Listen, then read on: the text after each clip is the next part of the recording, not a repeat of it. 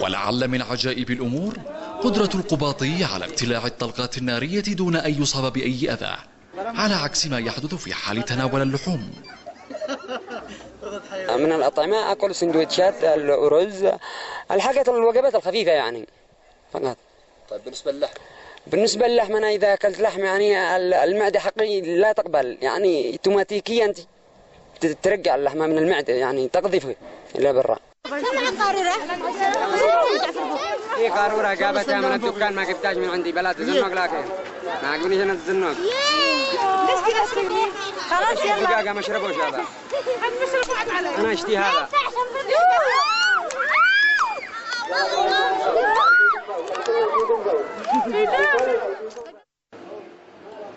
مواقف محرجة كثيرة في حياة القباطي تعرض لها وهو يبحث عن وجبته الزجاجية المفضلة. كيف الزجاج هذا؟ نشتي زجاج ضخم. خلاص هذا بدري ملي. هذا حلو. ايوه تمام. ممكن نقربه؟ عايز تجرب معك طاقة أو شيء أو؟ لا نقربه أنا عندك. عايز تجربه؟ نقربه هكذا نشوف نفس الشيء ما قل. نشوف الطعم. ما شاء الله. ندي له فاهمه. الطعم حقه ما عجبني يا صاحبي، ما عجبني الطعم حقه متغير. الناس هنا يتناولون الطعام بينما القباطي يعكف على التهام وجبته المفضلة.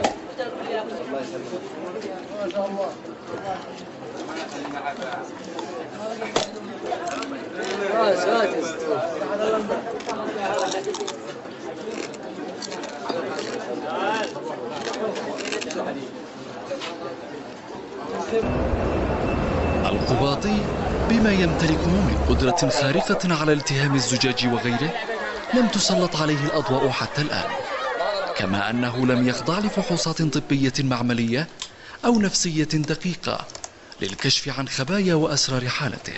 أدعو الأطباء سواء في اليمن أو خارج اليمن بالجلوس معي والنظر لحالتي وفحصها والبحث عنها.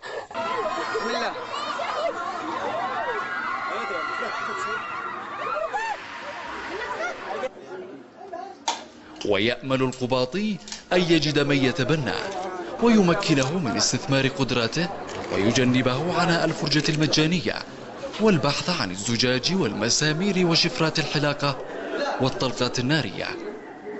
محمد العميسي لبرنامج ألوان السعيدة، صنعاء.